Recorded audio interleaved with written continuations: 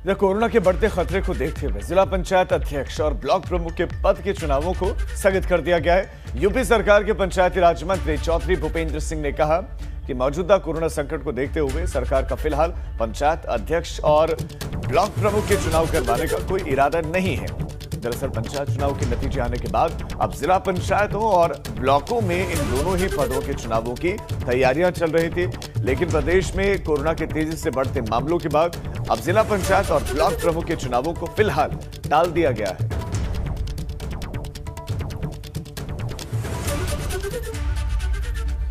चलिए आगे बढ़ते हैं और बात करते हैं अगली खबर की अलीगढ़ में, जहां अलीगढ़ मुस्लिम यूनिवर्सिटी में कोरोना का प्रकोप देखने को मिल रहा है। बीते 22 दिनों में अब तक एएमयू के 18 से ज्यादा प्रोफेसरों की जान जा चुकी है, जबकि कई रिटायर्ड शिक्षकों और यूनिवर्सिटी के कई कर्मचारियों की भी जान जा चुकी है। बताया जा रहा है कि कोरोना की वजह से ही ज्यादातर लोगों की जान गई है, जबकि कई शिक्षक और कर्मचारी अभी भी कोरोना की चपेट में हैं, जिसे लेकर अब एएमयू प्रशासन परेशान है। वहीं एएमयू से जुड़े लोगों की मौत को मेडिकल कॉलेज और यूनिवर्सिटी प्रशासन की लापरवाही बताते हुए इन मामलों की सीबीआई जांच की भी मांग उठने लगी है। और ये इतना बड़ा नेग्लिजेंस इस बारे में हालांकि एग्जैक्ट नंबर तो जो मेडिकल कॉलेज के लोग हैं नहीं बता पाएंगे, लेकिन समाचार पत्रों से और जो हम लोग ग्रुप है उससे पता चलता रहता है कि मेडिकल कॉलेज में काफ़ी डेथ्स वहाँ के प्रोफेसर्स की, वहाँ के कर्मचारियों की हो रही है। सर क्या कारण लगता है इतनी सारी डेथ होने का? उसकी वजह तो यही है कि इस बार जो ये वायरस है इसकी जो विरुलेंस है या इसकी जो थोड़ी सी इन्फेक्शन करने की और बीमारी को बढ़ाने की जो क्षमता है वो ज़्यादा है। अलीगढ़ में ग्राम प्रधान पद पर जीत की खुशी में जुलूस निकाला गया और इस दौरान ग्रामीण कोरोना का खौफ भूल गए। नवनिर्वाचित प्रधान के गले में नोटों की माला, फूलों की माला डाली गई, आरतियां उतारी गई। और ऐसे में बड़ा सवाल यह है कि जब कोरोना गांव तक कहर बरपा रहा है तो फिर लोग अपनी जान जोखिम में क्यों डाल रहे हैं? पुलिस ने मामले पर संज्ञान लेकर प्रधान के खिलाफ मुकदमा दर्ज कर लिया है।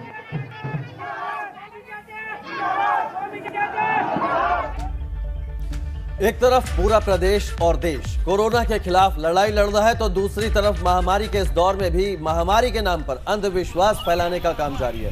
ऐसी एक तस्वीर आज से सामने आई है, जहां कपसा मंडिया गांव में कुछ महिलाओं ने कोरोना के नाम पर यह कहते हुए पूजा पाठ और हलवा पूड़ी चढ़ाना शुरू कर दिया कि संकट का यह दौर दरअसल देवी के नाराज होने की वजह से सामने आया है। इस दौरान कई महिलाएं सोशल डिस्टेंसिंग की धज्जियां उड़ाते हुए बिना मास्क के पूजा पाठ करते हुए देखी गई। ऐसे में सवाल उठता है कि गांव में पहले से ही स्वास्थ्य सेवाओं के अभाव में लोग अगर ऐसे ही अंधविश्वास फैलाते रहे तो कोरोना के खिलाफ ये जंग कैसे जीती जाएगी? प्रथा को पहले की प्रथा को देखकर ये औरतें आज कड़ाई चढ़ा रही है। ये जो कोरोना रोकने के लिए कड़ाई चढ़ाई जा रही है, कोरोना की कोई संभावना नहीं है। हाँ, लेकिन पहले के जैसे लोग इस तरह की धार कड़ाई चढ़ाना, हाँ, या कोई सूखा पूजा पाठ कराना, हाँ, ये पहले की प्रथा। और अब आगे बढ़ते हैं, वक्त हो गया है अवध की खबरें आपको सुपरफास्ट अंदाज में दिखाने। चलिए शुरुआत करते हैं। लखनऊ में कोरोना संक्रमण की चेन तोड़ने के लिए प्रशासन सजग है। सीएम योगी के आदेश के बाद Lucknow DM Abhishek Prakash ground level पर काम कर रहे हैं। इस दौरान डीएम ने पदाधिकारियों को कई निर्देश भी दिए। अम्बेडकर नगर में तेज आंधी और तूफान की वजह से दीवार गिर गई, जिसमें दबने से एक बुजुर्ग महिला की मौत हो गई। हालांकि इस घटना में घर में सो रहे 2 मासूम बच्चे बाल बाल बच गए। 17 दिन पहले गायब हुए अमेठी के एक नौ सैनिक का अब तक कोई सुराग नहीं मिल सका है। परेशान परिजनों ने मीडिया के जरिए प्रधानमंत्री, रक्षा मंत्री समेत अमेठी सांसद स्मृति ईरानी से मदद की गुहार लगाई। सुल्तानपुर में जिला प्रशासन ने अनोखी शुरुआत की है। गंभीर रूप से भर्ती कोविड मरीजों की निगरानी के लिए लेवल 1 और लेवल 2 के अस्पतालों को सीसीटीवी कैमरे से लैस कर दिया है, जिसकी निगरानी Covid command and control centre से होगी। फतेहपुर के जिला अस्पताल में स्टाफ नर्स की बदसलूकी का वीडियो वायरल हो रहा है, जिसमें मरीजों की महिला परिजन से बदसलूकी की जा रही है। परिजन हाथ जोड़कर मरीज के इलाज के लिए प्रार्थना कर रही है। कौशाम्बी में पंचायत चुनाव में जीत के बाद शासन के आदेश की धज्जियां उड़ाई गई। जीत के बाद ग्राम प्रधान ने विजय जुलूस निकाला, जिसमें सैकड़ों महिलाएं शामिल हुई। सूचना के बाद पुलिस मौके पर पहुंची। और आया में कोविड कर्फ्यू का सख्ती से पालन कराने के लिए पुलिस की कोशिश की जा रही है। पुलिस ने बैरिकेडिंग लगाकर जांच की, केवल जरूरी काम से निकलने वाले लोगों को ही अनुमति दी गई। तो अवध की खबरें थी और कुछ और खबरों का भी रुख कर लेते हैं। बात करते हैं लखनऊ के ठाकुरगंज पर। दबंगों ने जबरन घर में घुसकर महिला और उसके बच्चों के साथ मारपीट की, साथ ही जबरन घर से सारा सामान निकालकर बाहर सड़क पर फेंक दिया। इस दौरान जान से मारने की धमकी देते हुए ये बदमाश फरार हो गए। पूरी घटना सीसीटीवी में कैद हो गई। हद तो तब हो गई जब थाने पर पुलिस ने महिला की फरियाद नहीं सुनी और बिना कार्रवाई किए उसे थाने से लौटा दिया। तो एक तो दबंगों का कहर और उसके बाद पुलिस ने पीड़ित महिला की नहीं सुनी। ऐसे में इंसान जाए तो जाए कहां। सोनभद्र में कार और बाइक की टक्कर हो गई और इस घटना में बाइक सवार पति पत्नी की मौत हो गई। घटना के बाद कार पलट गई और उसमें आग लग गई और इस दर्दनाक घटना में बाइक सवार शख्स की भी बताया जा रहा है कि वो भी चपेट में आ गया और वो भी घायल हो गया। वहीं उसकी पत्नी जलती हुई कार की चपेट में आ गई और उसकी मौत हो गई। मौके पर पहुंची पिपरी पुलिस ने फांसी में बाइक के टूटे हुए हिस्से के आधार पर मृतकों की पहचान की है। वो आगे सामने आइए ना, इधर आ जाइए। अमेठी के रहने वाले एक नौसैनिक पिछले करीब 1.5 हफ्तों से गायब है। भारतीय नौसेना में तैनात जवान संदिग्ध परिस्थितियों में ड्यूटी के दौरान गायब हो गया, जिसकी तैनाती गुजरात के पोरबंदर में थी। नौसेना के अधिकारियों ने जवान के गायब होने की सूचना परिजनों को दी। जवान के परिजनों ने अनहोनी की आशंका जताई है। परिजनों ने रक्षा मंत्री राजनाथ सिंह और सांसद स्मृति ईरानी से मदद की गुहार लगाई।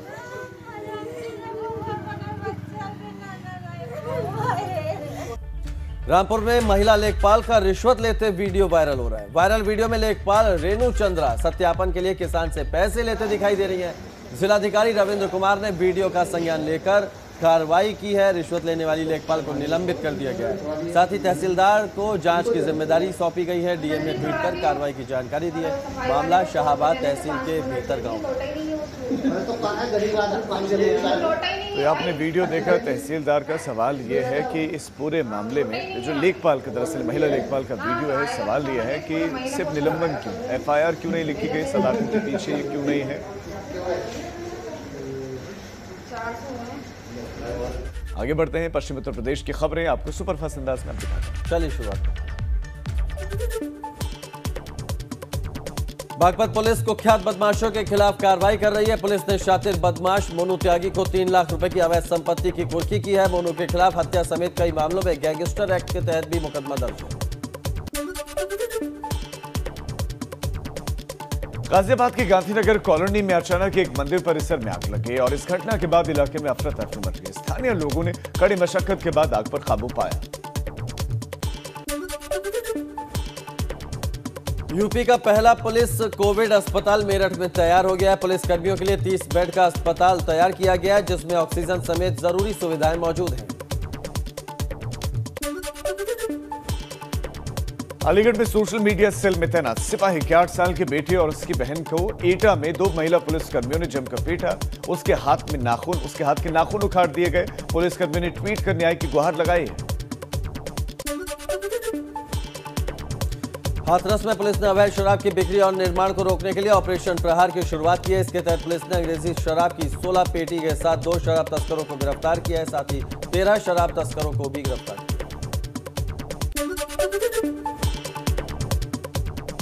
कासगंज में एक शख्स ने जहर खाकर अपनी जान दे दी। पुलिस ने शव को कब्जे में लेकर पोस्टमार्टम के लिए भेज दिया। अंदाजा लगाया जा रहा है घरेलू विवाद में शख्स ने अपनी जान दी।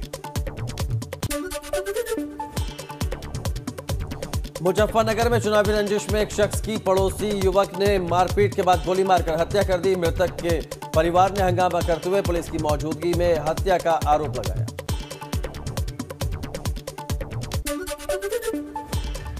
तो पश्चिमी उत्तर प्रदेश की खबरें सुपरफास्ट अंदाज में आपने देखी। अब आगे बढ़ते हैं। कोरोना से पूरे देश में हाहाकार मचा हुआ है। हर रोज लाखों लोग इसकी चपेट में आ रहे हैं और हर रोज हजारों लोग मर रहे हैं। लेकिन अब मौत के आंकड़ों को छुपाने का खेल शुरू हो गया। प्रयागराज में लगातार आंकड़े कम हो रहे हैं। सब कुछ ठीक चल रहा है या फिर दिखाने की कोशिश हो रही है, लेकिन शमशान घाट और कब्रिस्तान सारी हकीकत बयां कर रहे हैं। मौत का छलिया मैथमेटिक्स। आंकड़े गुल हैं, शमशान घाट फुल हैं।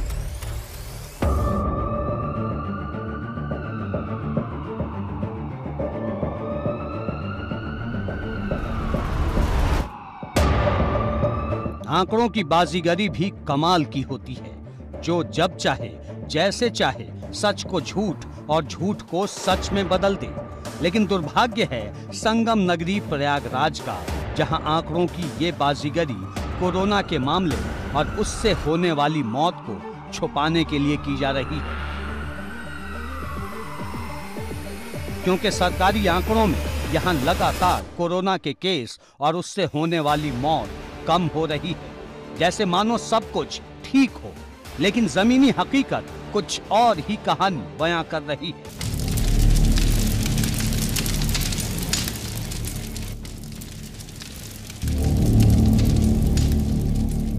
शमशान घाट पर नॉन स्टॉप जल रही हैं चिताएं।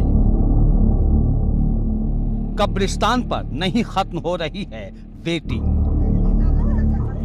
सरकारी आंकड़े और शमशान घाटों में होने वाले अंतिम संस्कार में 4 से 5 गुना का फर्क सामने आ रहा है, क्योंकि सच तो ये है कि शमशान घाट पर नॉन स्टॉप चिताएं जल रही हैं और लगातार कब्रिस्तान में लोग दफनाए जा रहे हैं। घंटों की वेटिंग जो आधे आधे दिन तक क्लियर नहीं हो रही है। संगम नगरी प्रयागराज में कोरोना के हालात अब काबू में होते नजर आ रहे हैं। पिछले 10 दिनों की बात करें तो यहां संक्रमितों की संख्या घटकर लगभग 1/3 हो गई है। 10 दिन पहले यहां रोजाना 2400-2300 के आसपास संक्रमित सामने आते थे, लेकिन इन दिनों ये संख्या अब घटकर 800 के करीब आ गई है। लेकिन जो मौतों का आंकड़ा है वो अभी भी जो है बना हुआ है, लगातार बरकरार है, या यूं कहें कि पहले के मुकाबले बढ़ गया है। सरकारी आंकड़ों में इन दिनों रोजाना 20 से 22 मौतें औसतन हो रही हैं। हालांकि जो लोग हैं उनका ये कहना है कि यह आंकड़ा इससे कहीं ज्यादा होता है। और इस वक्त हम मौजूद हैं प्रयागराज के फाफामऊ घाट पर। आपको बता दें कि कोरोना से जो मौतें होती हैं उनके अंतिम संस्कार के लिए यही जगह निर्धारित कराई गई है। और लगातार ये आरोप लगते रहते हैं कि जो सरकारी आंकड़ा है वो गलत पेश किया जाता है, क्योंकि इस घाट पर रोजाना सुबह से शाम तक शवों का अंतिम संस्कार होता रहता है। इसके अलावा जो दूसरे धर्मों के लोग हैं, वो कब्रिस्तान हो या फिर जो है दूसरी जगह हो, वहां पर अंतिम संस्कार करते हैं। लेकिन सवाल इस बात का है कि कोविड से होने वाली मौतों के आंकड़ों के साथ बाजीगरी क्यों की जा रही है? क्यों जिम्मेदार अधिकारी सच पर पर्दा डाल रहे हैं? क्या ये सिर्फ इसलिए किया जा रहा है ताकि सब कुछ ठीक दिखे, ताकि जिम्मेदार अपनी जिम्मेदारी से बच जाएं? जी, ये देखिए, एक शिकायत आ रही थी कि चूंकि कोविड की जहां बॉडीज जा रही है वहां पे थोड़ी सी इस बात को लेकर शिकायत की, अधिक रेट लेकर के उनका दाह संस्कार किया जा रहा है। इस पर एडीएम जो नजूल हैं और हमारे एसपी प्रोटोकॉल, वो लोग इसको देख रहे हैं। तो उन लोगों ने जा करके वहाँ पर जो दाह संस्कार करते हैं उनसे मीटिंग की और वहाँ पर लकड़ी की कीमत के आधार पर ये तय किया कि 4000 रुपये में ही संस्कार होगा। लेकिन जो लोग ऐसे हैं जो नहीं दे सकते, उनका सरकार या हम लोग स्वयंसेवी संस्थाओं से उनका जो खर्चा वहन कराएंगे। तो ये बात हुई थी, इसलिए हम लोगों ने रेट लिस्ट भी लगाया है। जो खंबे हैं पुल के नीचे जहाँ पे होता है उस पर रेट भी लिखे हुए हैं। इसी तरह से एम्बुलेंस के रेट भी तय किए कि ऐसी एम्बुलेंस 2000 और 1500 रुपये होगी, अगर नहीं तो सरकारी एम्बुलेंस फ्री मिलेगी अगर किसी के पास सुविधा नहीं है।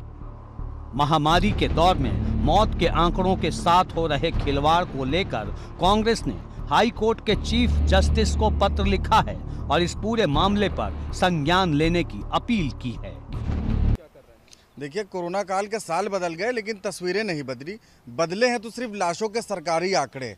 उत्तर प्रदेश सरकार ने जो लाशों के आंकड़े पेश किए हैं, कोविड पॉजिटिव मरीज जो मरे हैं उनके लाशों के आंकड़े पेश करे हैं, वो बिल्कुल वास्तविकता से परे है।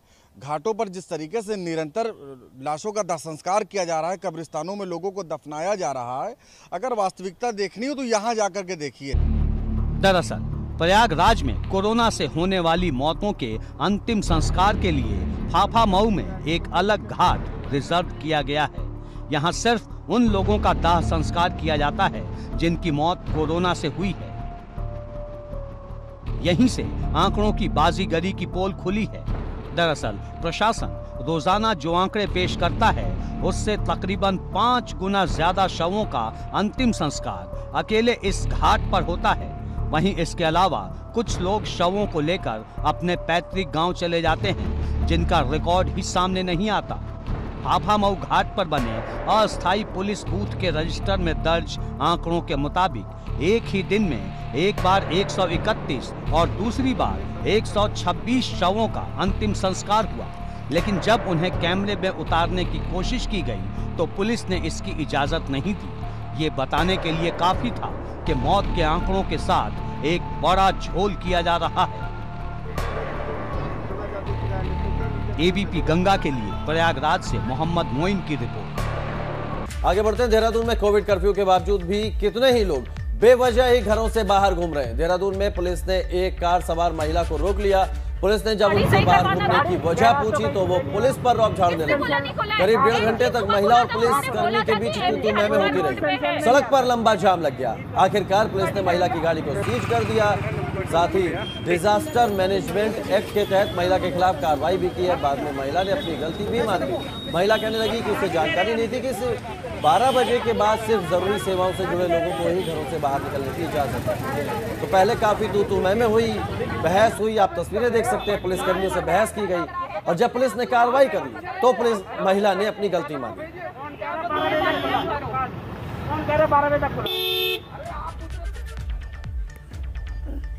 और अब उत्तराखंड की खबरें आपको सुपरफास्ट अंदाज में दिखाते हैं। चलिए शुरुआत।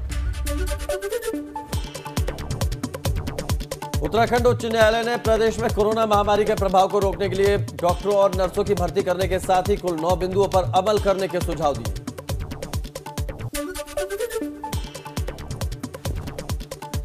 कोविड से बिगड़ी हालत पर कैबिनेट मंत्री गणेश जोशी का बड़ा बयान। कहा, हमें नहीं पता था लौट कर आएगा कोरोना, हम हो गए थे मस्त। हरक सिंह रावत और उमेश शर्मा ने भी उठाए थे अपनी ही सरकार पर सवाल। जोशीमठ में बाजारों में लोगों की भीड़ दिखाई दी। भीड़ बढ़ने से शासन प्रशासन की चिंताएं बढ़ गई। सोशल डिस्टेंसिंग की धज्जियां उड़ाते नजर आए लोग। बाबा केदार की डोली हिमालय के लिए रथ से होगी रवाना। 14 मई को ओंकारेश्वर मंदिर से रवाना होंगे बाबा केदारनाथ। डोली यात्रा में रखा जाएगा पौराणिक परंपराओं का विशेष ध्यान। शासन की गाइडलाइंस का रखना होगा पूरा ख्याल। मसूरी में ईद में घरों पर ही मनाने के निर्देश जारी किए गए हैं। सरकार ने 10 मई से लेकर 18 मई तक उत्तराखंड के सभी जिलों में सख्त नियमों के साथ कोरोना कर्फ्यू लागू कर दिया है। सरकार की ओर से गाइडलाइन भी जारी है। जिलाधिकारी उत्तम सिंह नगर खटीमा के दौरे पर पहुंचे और डीएम ने इस दौरान खटीमा में लगे 17 मील बॉर्डर का दौरा किया। वहां पर व्यवस्थाओं का निरीक्षण किया। बॉर्डर पर तैनात कर्मचारियों को आवश्यक दिशा निर्देश दिए। तो फिलहाल गंगा सवेरा के इस बुलेटिन में इतना ही, लेकिन एक छोटे से ब्रेक के उस पार देखिए 8 की बात मेरे साथ।